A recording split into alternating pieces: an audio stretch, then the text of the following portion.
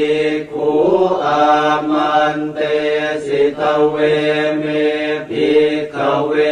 อันตาปาปชิเตนะนะเสวิตาภายโยจา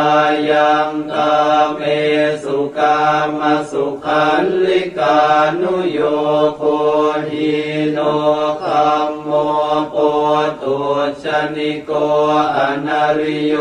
อนาถสันหิโตโยจายังอัตตกิลมัฏฐานุโยโคทุกโขอนาริโยอนาถสันหิโตเอเตเตภิกขเวอุโปอันเตอนุปคัมมมาชิมาปฏิปทาตถาคเต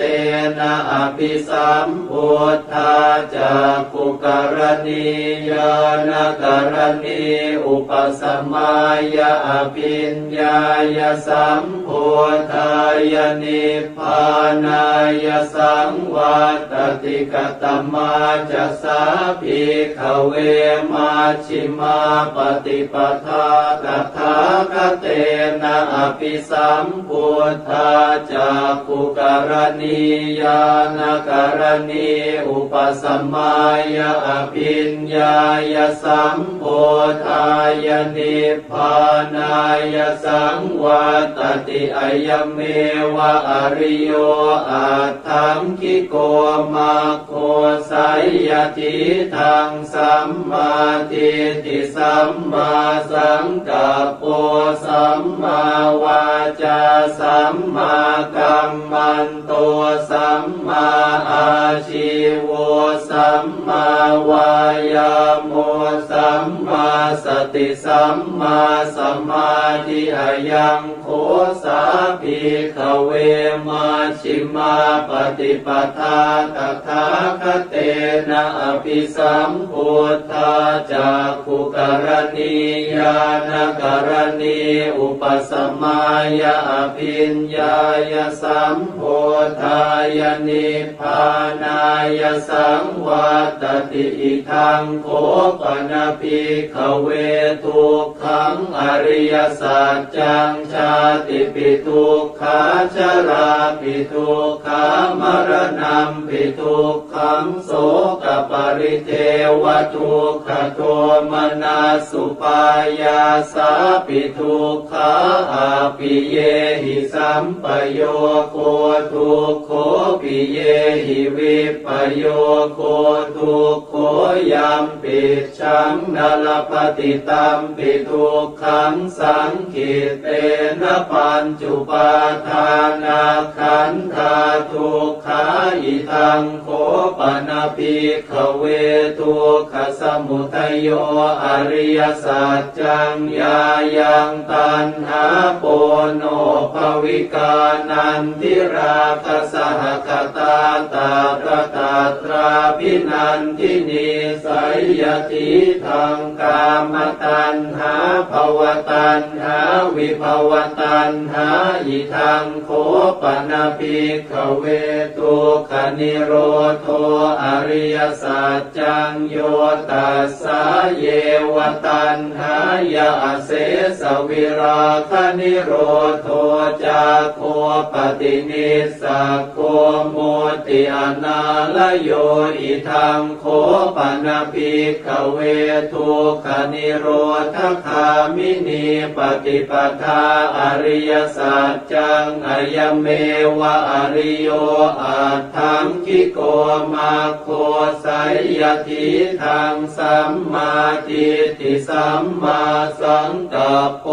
สัมมาวาจาสัมมากัมมันโตสัมมาอาชีโวสัมมาวายาโมสัมมาสติสัมมาสมาธิอิทังทุกขังอริยสัจจันติเมภิกขเวปุเพอนันโนสุเตสุธัมเมสุจักขุงอุทปปาทิญาณังอุทปปาทิ ปัญญาอุทธัปปาทิวิชชาอุทธัปปาทิอาโลโกอุทธัปปาทิตังโขปนิทังทุกขังอริยสัจจังปริญญายันติเมภิกขเวปุเพอนันโนสุเตสุธรรมเมสุจักขุงอุทธัปปาทิญาณังอุทธัปปาทิปัญญาอุทธัปปาทิวิชชาอุทธัปปาทิอาโลโกอุทธัปปาทิตังโขปนิทังทุกขังอริยสัจจังปริญญาตันติเมภิกขเวปุเพอนันโนสุเตสุธรรมเมสุจักขุงอุทธัปปาทิญาณังอุทธัปปาทิปัญญาอุทธัปปาทิวิชชาอุทธัปปาทิอาโลโกอุทธัปปาทิอิทังทุกขสมุทัยโยอริยสัจจันติเมภิกขเวปุเพอนันโนสุเตสุธรรมเมสุจักขุงอุทธัปปาทิญาณังอุทธัปปาทิปัญญาอุทธัปปาทิวิชชาอุทธัปปาทิอาโลโกอุทธัปปาทิตังโขปนิทังทุกขสมุทัยโยอริยสัจจังปหาตัพพันติเมภิกขเวปุเพอนันโนสุเตสุธรรมเมสุจักขุงอุทธัปปาทิญาณังอุทธัปปาทิปัญญาอุทธัปปาทิวิชชาอุทธัปปาทิอาโลโกอุทธัปปาทิตังโขปนิทังทุกขสมุทัยโยอริยสัจจังปหินันติเมภิกขเวปุเพอนันโนสุเตสุธรรมเมสุจักขุงอุทธัปปาทิญาณังอุทธัปปาทิปัญญาอุทธัปปาทิวิชชาอุทธัปปาทิอาโลโกอุทธัปปาทิอิทังทุกขนิโรโธอริยสัจจันติเมภิกขเวปุเพอนันโนสุเตสุธรรมเมสุจักขุงอุทธัปปาทิญาณังอุทธัปปาทิปัญญาอุทธัปปาทิวิชชาอุทธัปปาทิอาโลโกอุทธัปปาทิตังโขปนิทังทุกขนิโรโธอริยสัจจังสัจฉิกาตัพพันติเมภิกขเวปุเพอนันโนสุเตสุธรรมเมสุจักขุงอุทธัปปาทิญาณังอุทธัปปาทิปัญญาอุทธัปปาทิวิชชาอุทธัปปาทิอาโลโกอุทธัปปาทิตังโขปนิทังทุกขนิโรโธอริยสัจจังสัจฉิกตันติเมภิกขเวปุเพอนันโนสุเตสุธรรมเมสุจักขุงอุทธัปปาทิญาณังอุทธัปปาทิปัญญาอุทธัปปาทิวิชชาอุทธัปปาทิอาโลโกอุทธัปปาทิอิทังทุกขนิโรธคามินีปฏิปทาอริยสัจจันติเมภิกขเวปุเพอนันโนสุเตสุธรรมเมสุจักขุงอุทธัปปาทิญาณังอุทธัปปาทิปัญญาอุทธัปปาทิวิชชาอุทธัปปาทิอาโลโกอุทธัปปาทิตังโขปนิทังทุกขนิโรธคามินีปฏิปทาอริยสัจจังภาเวตาพันติเมภิกขเวปุเพอนันโนสุเตสุธรรมเมสุจักขุงอุทธัปปาทิญาณังอุทธัปปาทิปัญญาอุทธัปปาทิวิชชาอุทธัปปาทิอาโลโกอุทธัปปาทิตังโขป ณิทังทุกขนิโรธคามินีปฏิปทาอริยสัจจังภาวิตันติเมภิกขเวปุเพอนันโนสุเตสุธรรมเมสุจักขุงอุทธปาทิญาณังอุทธปาทิปัญญาอุทธปาทิวิชชาอุทธปาทิอาโลโกอุทธปาทิยาวกีวันจะเมภิกขเวอิเมสุจตุสุอริยสัจเจสุเอวันติปริวัตตังทวาทสาการังยถาภูตังญาณทัสสนังนสุวิสุทธังอโหสิเนวตาวาหังภิกขเวสเทวเกโลเกสมาระเกสพรหมเกสสมณพรหมนิยาปชายสเทวมนุสายอนุตตรังสัมมาสัมโพธิงอภิสัมพุทโธปัจจัญญาสิงยโตจะโคเมภิกขเวอิเมสุจตุสุอริยสัจเจสุเอวันติปริวัตตังทวาทสาการังยถาภูตังญาณทัสสนังสุวิสุทธังอโหสิอัฏฐาหังภิกขเวสเทวเกโลเกสมาระเกสพรหมเกสสมณพรหมนิยาปชายสเทวมนุสายอนุตตรังสัมมาสัมโพธิงอภิสัมพุทโธปัจจัญญาสิงญาณัญจปนเมทัสสนังอุทธปาทิอปุปปาเมวิมุตติอายมันติมาชาตินาติธานิปุนาภโวติอิธรรมโวจะภควาอัตตมนาปัญจวัคคียาภิกขุภควโตภาสิตังอภินันทุงอิมาสมิงจะปนวัยยาการณาสมิงพันยมาเนอายาสมโตโกนทัญญาสวิรชังวิตมรังธรรมจากขุงอุทธปาทิยังกินจิสมุทัยธรรมังสัพพันตังนิโรธธรรมันติปวัตติเตจะภควตาธรรมจากเกภูมิมาเทวาสัทธมโนสาเวสุงเอตัมภควตาภาลานสิยังอิสิปตเนมิคทาเยอนุตตรังธรรมจากกังปวัตติตังอาปฏิวัตติยังสมเนนวาพรหมเนนวาเทเวนวามาเรนวาพรหมุนาวาเกณจิวาโลกัสมินติภูมานังเอวา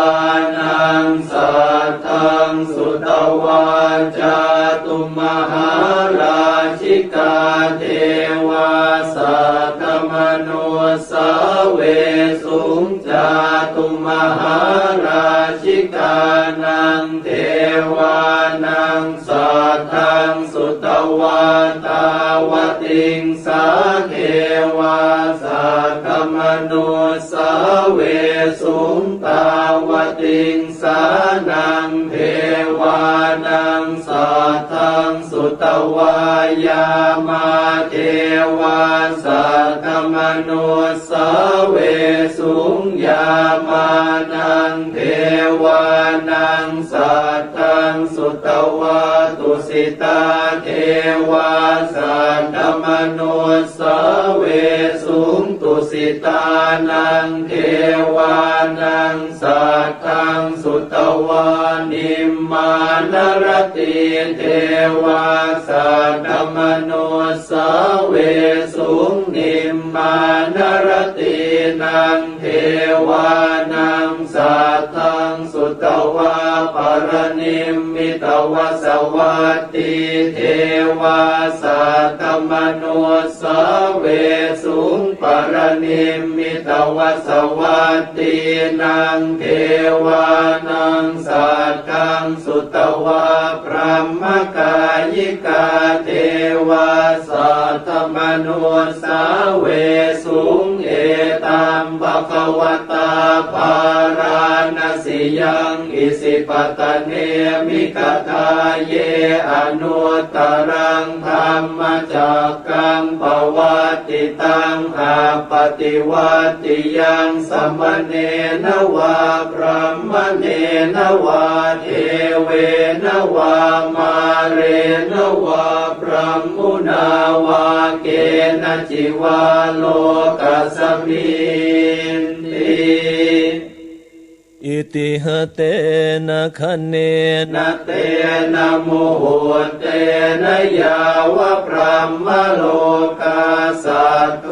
อาภูคาจิอายัญจัตสสหัสสีโลกธาตุสังกัมปิสัมปะกัมปิสัมปะเวทิอาปมาโนจะโอลาโลโอภาโสโลเกปาตุระโหสิอติกัมเมวะเทวานังเทวานุภาวังอัตโคภควาอุทานังอุทานเนสิอัญญาสิวัตโพโกนทันโยอัญญาสิวัตโพโกนทันโยติติทังอายสัมมโตโกนทันยาสอัญญาโกนทันโยตเววนามังอาโหสิติสวดเมตตาพรหมวิหารภาวนาโดยย่อเอวัมเมสุตังเอกังสัมมายังภควาสาวัตติยังวิหารติเชตวันเนอนาถปิณฑิกาสอาราเมตตระโคภควาภิกขุอามันเตสิภิกขโวติภทานเตหิเตภิกขุภควโตปัจจัสโสสุภควาเอตถาวจาเมตตายาภิกขเวเจโตวิมุตติยาอาเสวิตายาปาวิตายาปมุริกตายายานิกตายาวัตถุกตายาอนุทิตายาปริจิตายาสุสมาราตายาเอกตัสสานิสังสาปาติกังคากตเมเอกตัสสะสุขังสุปฏิสุขังปฏิพุชฌตินะปะปะกังสุปินังปัสสติมนุสสานังปิโยโหติละมนุสสานังปิโยโหติเทวตาราคันตินาสะอาคิวาวิสังวาสัตตังวา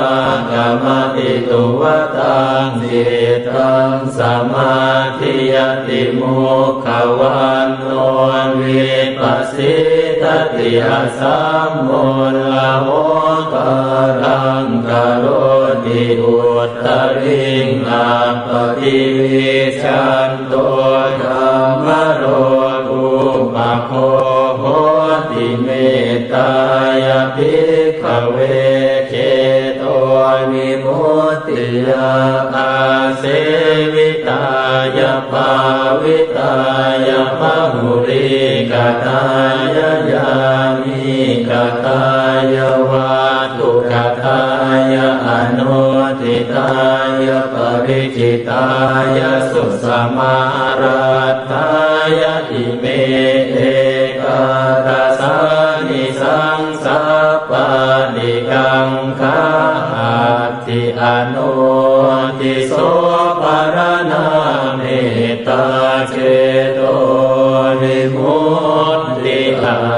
ติโอติโสภารณาเมตตาเจโตวิมุตติอาทิทิสาภารณาเมตตาเจโตวิมุตติกติหาคา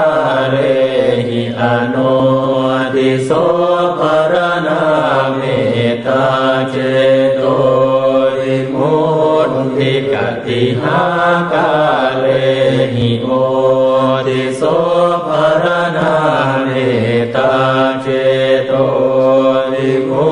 ตติกติหาคาเรหิติสาภารณาเมตตาเจโตวิมุตติปัญจหาคาเรหิอโนทิโสภารณาเมตตาเจโตวิมุตติสัตตหาคาเรหิโอติโสภารณาเมตตาเจโตวิมุตติทัสสะหาคาเรหิติสาภารณาเมตตาเจโตวิมุตติกัตตเมหิปัญจหาคาเรหิอโนติโสภารณาเมตตาเจโตวิมุตติสัพเพสัตตาอเวราอภยาปัจจานิฆาสุขีอัตนังปริหารันตุสัพเพปานาอเวราอภยาปัจจานิฆาสุขีอัตนังปริหารันตุสัพเพปุตตาอเวราอภยาปัจจานิฆาสุขีอัตนังปริหารันตุสัพเพปุคลาอเวราอภยาปัจจานิฆาสุขีอัตนังปริหารันตุสัพเพอัตตภาวะปริยาปันนาอเวราอภยาปัจจานิฆาสุขีอัตนังปริหารันตุอิเนหิปัญจหาคาเรหิอโนติโสภารณาเมตตาเจโตวิมุตติกัตตเมหิสัตตหาคาเรหิโอติโสภารณาเมตตาเจโตวิมุตติสัพพะอิติโยอเวราอภยาปัจจานิฆาสุขีอัตนังปริหารันตุสัพเพปุริสาอเวราอภยาปัจจานิฆาสุขีอัตนังปริหารันตุสัพเพอริยาอเวราอภยาปัจจานิฆาสุขีอัตนังปริหารันตุสัพเพอนาริยาอเวราอภยาปัจจานิฆาสุขีอัตนังปริหารันตุสัพเพเทวาอเวราอภยาปัจจานิฆาสุขีอัตนังปริหารันตุสัพเพมนุสาอเวราอภยาปัจจานิฆาสุขีอัตนังปริหารันตุสัพเพวินิปาติกาอเวราอภยาปัจจานิฆาสุขีอัตนังปริหารันตุอิเมหิสัตตหาคาเรหิโอติโสภารณาเมตตาเจโตวิมุตติกัตตเม เมหิทาสหกเรหิติสาปรณาเมตตาเจโตวิมุตติสัพเตปุราติมายติสายสัตตาอเวราอปยาปัจจานิกาสุขีอัตานังปริหารันตุสัพเพปัจฉิมายติสายสัตตาอเวราอปยาปัจจานิกาสุขีอัตานังปริหารันตุสัพเพอุตตรายติสายสัตตาอเวราอปยาปัจจานิกาสุขีอัตานังปริหารันตุสัพเพทักขินายติสายสัตตาอเวราอปยาปัจจานิกาสุขีอัตานังปริหารันตุสัพเพปุราติมายาอนุทิสายสัตตาอเวราอปยาปัจจานิกาสุขีอัตานังปริหารันตุสัพเพปัจฉิมายาอนุทิสายสัตตาอเวราอปยาปัจจานิกาสุขีอัตานังปริหารันตุสัพเพอุตตรายาอนุทิสายสัตตาอเวราอปยาปัจจานิกา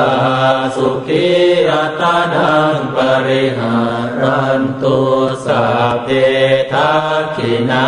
ยาอนุทิสายสัตตาอเวราอปยาปัจจานิกาสุขีอัตานังปริหารันตุสัพเพเหติมายติสายสัตตาอเวราอปยาปัจจานิกาสุขีอัตานังปริหารันตุสัพเพอุปาริมายติสายสัตตาอเวราอปยาปัจจานิกาสุขีอัตานังปริหารันตุอิเมหิทัสสหกเรหิติสายปรณาเมตตาเจโตวิมุตติ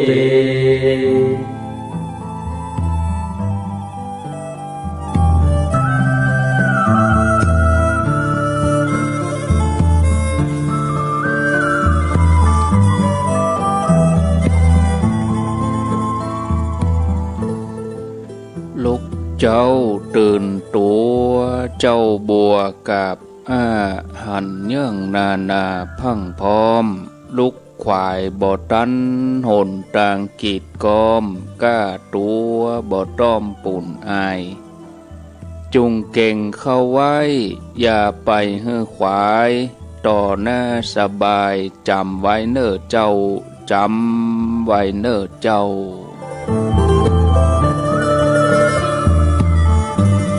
อรุณสวัสดิ์ธรรมะสวัสดีสวัสดียามเจ้าศรัทธาญาติโยมท่านผู้ฟังยินดีต้อนรับเข้าสู่รุ่งอรุณวันใหม่ปะกันเจ้านี้เป็นเจ้าวันพัดพฤหัสบดี8กรกฎาคมพุทธศักราช2564วันนี้เป็นวันเดือน10เหนือแห่ม14ค่ำพร่ำว่าเป็นวันพฤหัสบดีวันพุกนี้เป็นวันพระเป็นวันศีลศรัทธาญาติโยมท่านผู้ฟังทั้งหลายวันนี้เป็นวันโกนเป็นวันห่อวันดาวันพุกนี้ก็เป็นวันเดือนดับเดือนดับเป็นเดือน10แรกจะดับวันพุกแล้วก็ เดือน10หลังก็จะออกวันฮือเดือน10ออกวันที่10พอดีวันเสาร์ที่10ถ้าบานับศีลวันพุธก็เหลือเวลาแถมศีลเดียวศีล8ค่ำหน้านี่ก็แฮมศีลก็เข้าวสาละศรัทธาญาติโยมท่านผู้ฟังรายการนี้ตามปกติแล้วก็จะเป็นท่านสมชาติชาตปัญโยแต่ก็ดูสัญญาณแล้วก็คงจะเป็นอุปสรรคนะศรัทธาญาติโยมเหมือนอย่างตะคืนคงบัสะดวกที่จะจัดรายการท่านอูไป5 นาที10 นาทีสัญญาณหายหลุดก็ต่อทำไมก็อูไปแถม5 นาที10 นาทีสัญญาณหายหลุดก็เป็นอุปสรรคทำให้ขาดอรรถรสในการฟังก็อาตมาภาพก็จะดำเนินรายการไปก่อนวันนี้ก็จะอยู่ต่อ6 โมงก็จะยังอยู่กับญาติโยมเขาไปแถมเนื่องจากว่าท่านมหาสมชาติวัดหนองยาวตามปกติแล้วเปิ้นก็จะเทศน์ธรรมเมื่อเจ้าวันพัด6 โมงถึง7 โมงวันพัดท่านมหาสมชาติเปิ้นก็บัสะดวกเจ้านี้ก็เลยถวายเวลาคืนเวลาอาตมาภาพบ่ได้ไปไหนก็จะมาทำหน้าที่ประคับประคองเวลาตามที่ญาติโยมเขาจะได้ยินได้ฟังตามเวลา6 โมงถึง7 โมงส่วนที่104.50นั้นก็คงจะเป็นท่านพระครูวิสิตศิลาภรณ์6 โมงถึง7 โมงแล้วก็เมืองฝางนี่ก็คงจะเป็นการสวดมนต์ไหว้พระญาติโยมท่านสาธุชนท่านผู้ฟังทั้งหลายโลกมนุษย์เฮาเป็นดินแดนแห่งการสร้างบุญแล้วก็สร้างบาปมี2 อย่างที่การใช้ชีวิตของคนเฮาก็อยู่บนเส้นทางใดบ่ว่าจะเป็นเส้นทางแห่งความดีหรือว่าเส้นทางแห่งความบดีที่ห้องว่าบุญหรือบาปก็ขึ้นอยู่กับตัวเฮาเพราะว่าโลกมนุษย์เป็นสถานที่กลางๆถ้าสร้างบารมีก็สามารถจะสร้างได้เต็มที่ถ้ามีความประมาทพลาดพลั้งไปสร้างบาปอกุศลก็เป็นกรรมที่แห่งเป็นวิบากที่จะต้องได้รับเราต้องเลือกเดินบนเส้นทางที่เกิดประโยชน์แล้วก็มีคุณค่าที่สุดในแต่ละวันของเรานั้นอย่างเดียวกันกับชีวิตของโพธิสัตว์เจ้าที่เกิดมาทุกภพทุกชาติเพิ่นเกิดมาก็เพื่อสร้างบารมีฉะนั้นเราท่านทั้งหลายทุกคนทุกชีวิตจะต้องปฏิบัติตามแนวทางของโพธิสัตว์เจ้าคุณธรรมที่จะย่าเฮ่อบ่ยึดมั่นถือมั่นแล้วก็นำไปสู่การตรัสรู้เฮ่อได้ฮู้แจ้งหันจริงในพระสัทธรรมในสรรพสิ่งทั้งหลายจนฮู้เต้าตันอาสวะกิเลสเมื่อปฏิบัติคุณธรรมเหล่านั้นแล้วก็จะย่าเฮ่อใจของเฮาสะอาดบริสุทธิ์ละเอียดอ่อนบ่สับสนว้าวุ่นปัญญาเครื่องหูถึงจะเกิดขึ้นย่าเฮ่อเฮาหันทุกสิ่งอย่างเป็นไปตามความเป็นจริงบัดเจ้าแต่นั้น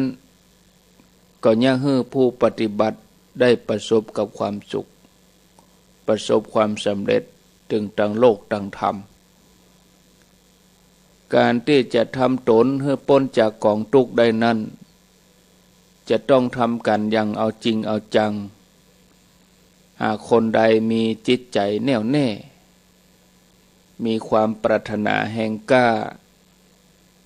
ที่จะนำพาตัวเองให้พ้นจากกองทุกข์โดยเอาชีวิตนี้ เสียสละหันว่าการบรรลุธรรมนั้นมีกล้าเมื่อมีความเพียรพยายามอย่างเข้มข้นสักวันหนึ่งคนนั้นบุคคลนั้นก็ย่อมประสบความสำเร็จแน่นอน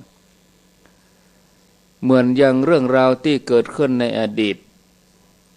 ในกรุงสาวัตถีมีลูกของกระดุมพีคนหนึ่งกระดุมพีนี่ก็จัดว่าเข้าขั้นเศรษฐีลูกของเขาชื่อว่าติสสะมีความเป็นอยู่อย่างสุขสบายเมื่อติสสะมนพเป็นผู้มีปัญญาเมื่อใจชีวิตอยู่อย่างนี้ก็ถามตัวเองอยู่เสมอว่าชีวิตที่แท้ของเราต้องการอะไรอย่างถ้าเรามีชีวิตอยู่อย่างนี้เท่ากับปล่อยชีวิตไปวันๆบ่ได้สาระแก่นสารอันใด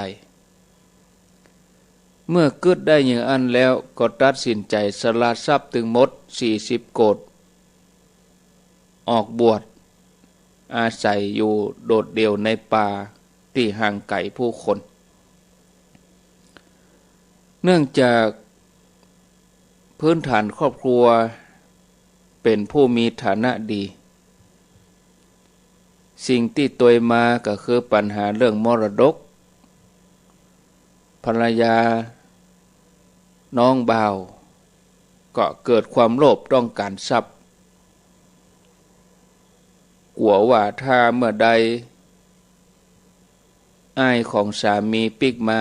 สมบัตินั้นจะเปลี่ยนมือภรรยาของน้องบ่าวซึ่งมีฐานะเป็นน้องไปเนาะก็จัดการส่งโจรเพื่อไปฆ่าทั้งที่ท่านนั้นไปบวชอยู่ในป่าแล้วเมื่อมูโจรได้กล้าจ้างแล้วก็ปากันไปล้อมท่านไว้ท่านก็ถามว่าโอ้ท่านทั้งหลายมาเนี่ยหยังกันปะล่ำปะเรือมาล้อมเฮาเนี่ยหยังมูโจรก็ตอบว่าจะมาฆ่าท่านนะดาบทที่บวชนี่ก็เกิดว่าตัวของเฮายังบ่ได้บรรลุธรรมอันหยังการที่เฮาจะตายไปโดยที่บ่มีสิ่งที่เป็นที่เปิ้งที่ระลึกนั้นก็จัดว่ามีชีวิตที่ว่างเปล่าถ้าอย่างใดเห็นแล้วขอให้เฮามีชีวิตอยู่สักคืนหนึ่งก็พอเพื่อจะทำความเพียรหมู่โจรก็บ่ยอมเพราะกลัวท่านจะหนีพระเถระท่านก็เลยเอาก้อนหินทุบหัวเข่าทั้งสองข้างเพื่อให้โจรมั่นใจว่าท่านบ่หนีแน่นอนเมื่อหมู่โจรหันความตั้งใจอย่างนั้นหมู่โจรก็อนุโลมตามความต้องการของท่านแต่ก็ยังได้ก่อไฟดังไฟนอนเฝ้าใกล้ๆที่เปิ้นเดินจงกรมพระเถระก็ข่มเวทนาพิจารณาถึงศีลพิจารณาถึงความตั้งใจที่แน่วแน่ท่านก็เกิดปีติประโมทย์ใจท่านก็เริ่มที่จะหยุดนิ่งไปตามลำดับท่านได้ประพฤติปฏิบัติสมณธรรมตลอดทั้งคืนเมื่อเวลาล่วงไปจนถึงมัชฌิมยามกลางคืนเกิงคืนแล้วความละเอียดของใจก็เพิ่มนักขึ้นทุกขเวทนาหายไปเมื่อละยาม3ใกล้แจ้งรุ่งอรุณเวลาจะสักประมาณหมกเนี้ยตี 4 ตี 5ใกล้รุ่งอรุณใกล้แสงตะวันจะขึ้นจากขอบฟ้าเนี่ยท่านบรรลุอรหันต์เลยอย่างหือหลุดพ้นจากทุกข์สมปรารถนาในชีวิตที่ตั้งใจมาเมินที่ยกเรื่องนี้มาเล่านี่ ก็เป็นเรื่องราวของการตั้งใจประพฤติปฏิบัติโดยที่บ่ยอมทิ้งธรรมะแถมเรื่องหนึ่งที่จะนำมาเป็นตัวอย่างในระหว่างเข้าพรรษามีภิกษุ30 รูปทั้ง30 รูปนี่ปรารถนาจะหลุดพ้นจากทุกข์ก็เลยเข้าไปหับเอาพระกรรมฐานกับพระพุทธเจ้า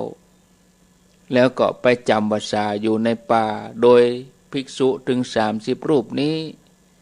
ตั้งกติการ่วมกันว่าหมู่เฮาควรจะปฏิบัติตลอดทั้งคืนบ่ควรประมาท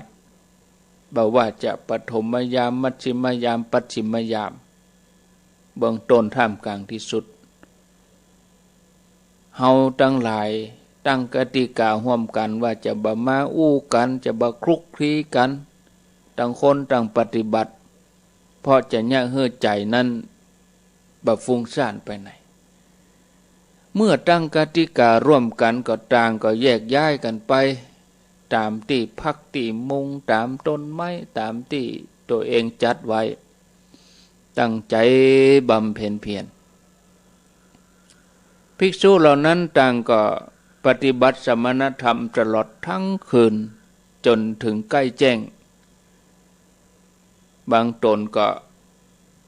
ปฏิบัติไปกับเงาลับไปสับประงกก็มีเสือตัวหนึ่งมาตะคุบเอาภิกษุไปกินวันละตน2 ตนก็บ่มีพระรูปใดห้องออกมาเพราะมีกติการ่วมกันว่าจะบ่เดือดร้อนให้ผู้อื่นได้วิตกกังวลมีจิตมุ่งต่อการปฏิบัติธรรมบ่หวั่นไหว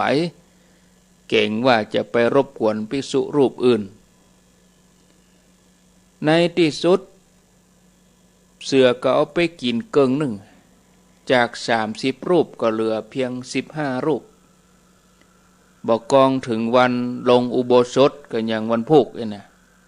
15 วันไหนก็มาลงอุโบสถมันนับพอโหเพื่อนสหธรรมเขาหายไปไหนหมดถึงเกิงหนึ่งถามกันไปถามกันมาก็หู้เรื่องว่าโอ้เสือเอาไปกินวันตนก็เลยเปลี่ยนกติกาแทนใหม่ตกลงกันว่าฮื้อเอิญบอกกันเนอะถ้าเสือมาเมื่อเสร็จภารกิจวันอุโบสถแล้วก็แยกย้ายกันไปวันนั้นแถมวันหนึ่งเสือก็มาแถมเสือก็มาตะคุบมาจับเอาภิกษุรูปหนึ่งไปภิกษุหนุ่มรูปนั้นก็บอกว่าเสือมาแล้วภิกษุทั้งหลายก็ปากันเปียได้ดุนหลัวพ่องก็ได้ไม้กำไม้เต้าพ่องกำดุนหลัวคบเพิงพ่องติดตามพ่องก็เอิ้นเสียงดังหวังจะให้เสือนี่ปล่อยภิกษุรูปนั้นเสือนี่ก็กราบภิกษุนี่ไปหนีไปขึ้นไปตีบนดอยภิกษุทั้งหลายก็หล่นโตยไปบัดใดเสือนี่ก็เอาภิกษุหนุ่มรูปนั้นเอาไปยองไว้ที่ก้อนหินเริ่มกินภิกษุตั้งแต่เท้าขึ้นมาเมื่อไปช่วยบ่ได้เปื้อนภิกษุก็ต่างปลอบใจว่าขอให้ท่านรักษาใจไว้ให้ดีบ่เดี๋ยวนี้หมู่เฮาช่วยเหลือท่านบ่ได้ขอให้ท่านรักษาใจบ่ให้หวั่นไหวท่านจะได้บ่ว่างจากกุลวิเศษแน่นอนภิกษุหนุ่มรูปนั้นก็ปฏิบัติข่มเวทนารักษาใจ เจริญวิปัสสนาเสือก็เริ่มกินเล็มตั้งแต่ปลายเท้ามาถึงข้อเท้าบกองกินมาถึงข้อเท้าท่านก็เป็นโสดาบันสำเร็จโสดาบันเสือก็เข้ากินเริ่มกินมาถึงหัวเข่าเป็นสกทาคามี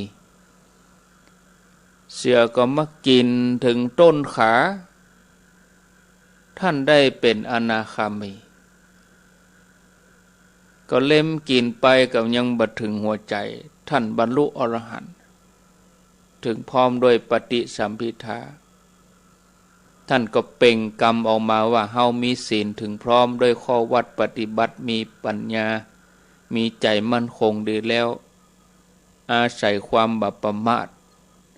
ทั้งที่มีใจกึดจะทำร้ายเสือตัวนี้เพราะว่าเสือตัวนี้มันมาจับเฮาไปกินอยู่ที่ในกรงเล็บนี้ปลาเอาไปยองบนก้อนหินแล้วก็กินเฮาเขาจิ้นกินหนังกินจิ้นเหลือก็กระดูกครบเอ็นเลือดไหลตัวเฮาตั้งใจทำกิเลสให้หมดไปเสียนไปได้เข้าถึงวิมุตติความหลุดพ้นญาติโยมทั้งหลายเวทนาอันนี้เป็นทั้งบุคลาธิฐานธรรมาธิฐานที่ว่าภิกษุหนุ่มนี่ก็เหมือนเฮาทั้งหลายอันเสือนี่ก็คือตัวกิเลสเนี่ยตัวกิเลสมันเริ่มกินเฮาเวลาเฮานั่งมันเล็มกินเล่นไปที่หัวเข่าก่อนถ้าเฮาเอาเวทนานั่นมาพิจารณาให้เกิดประโยชน์เฮาก็จะได้หันธรรมะของพุทธเจ้าเนี่ยมีภิกษุแถมรูปหนึ่งภิกษุรูปนี้ท่านมีชื่อว่าพระปีติมลเถระตอนที่ท่านเป็นฆราวาสเป็นคฤหัสถ์นี่ท่านก็เอาธงมาเกาะลังกาถึง3 รัชกาลเข้าเฝ้าพญาเจ้าเมืองแล้วก็ได้รับพระราชานุเคราะห์วันหนึ่งท่านเดินทางไปที่ประตูศาลาซึ่งประตูศาลานี่ก็มีที่นั่งปูด้วยเสื่อลำแพนนะเสื่อลำแพนนะบางท่านมันไม่จะได้เสื่อลำแพนนี่เนาะญาติโยมทั้งหลายบางคนเสือลำแพนเนี่ยนะมันเป็นยังไงเสือลำแพนเสือมันเต้นลำเปิ้นสารนะ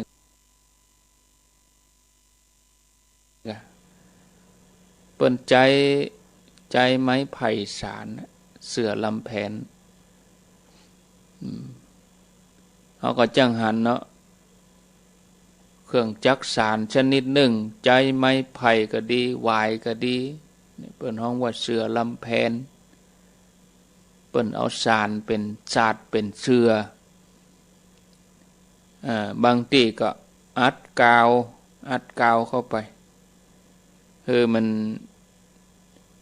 แน่นขึ้นมาแถมหน่อยเสือลำแพนบ้านเฮาก็มีเนาะเปิ้นเอาไม้มาสานเป็นศาสตร์อันนี้ก็นั่งอยู่หั่นได้ฟังธรรมได้ฟังธรรมที่ผู้ที่มาแสดงธรรมตอนนั้นเป็นกรรมของพระพุทธเจ้าว่าดูก่อนภิกษุทั้งหลายหูปบัจจัยของท่านจงละหูปนั้นเสียหูปนั้นท่านละได้แล้วจักมีเพื่อประโยชน์เกื้อกูลเพื่อความสุขตลอดกาลท่านได้ฟังเพียงแต่เกิดแห่งบันดาลใจที่จะปฏิบัติธรรมก็ไปที่วิหารเพื่อขอบวชแล้วก็ท่องมาติกายังคล่องแคล่วเลย ท่านก็ปาภิกษุถึง30 รูปไปที่จะบำเพ็ญธรรมโดยปฏิบัติเมื่อเดินเท้าเบาไหวท่านก็คุกเข่าเดินจงกรมตลอดทั้งคืนนั้นมีในพรานคนหนึ่งไปหันก็นึกว่าเป็นกวางเป็นฟานในพรานนี่ก็ปุ้งหอกออกไปหอกก็ปักทะลุอกเมื่อในพรานหันว่าโหเป็นพระก็ตกใจเข้าไปหาพระเถระก็ตั้งใจปฏิบัติบักเคลื่อนจากกรรมฐานนะขอให้ในพรานนี่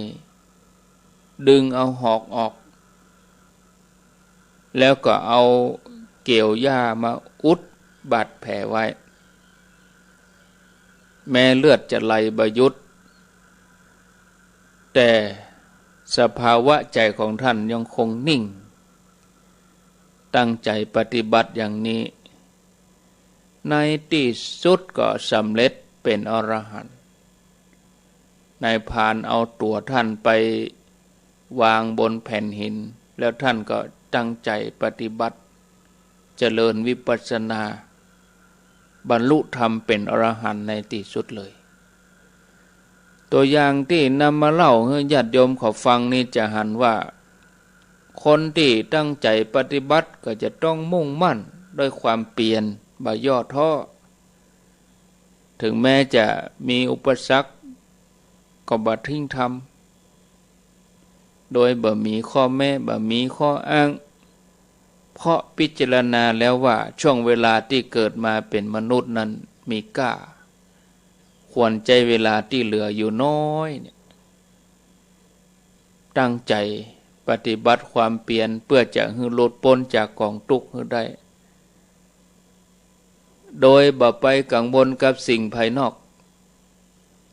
นักปฏิบัติธรรมมุ่งมั่นต้องมีหัวใจหนักแน่นอย่างตัวอย่างที่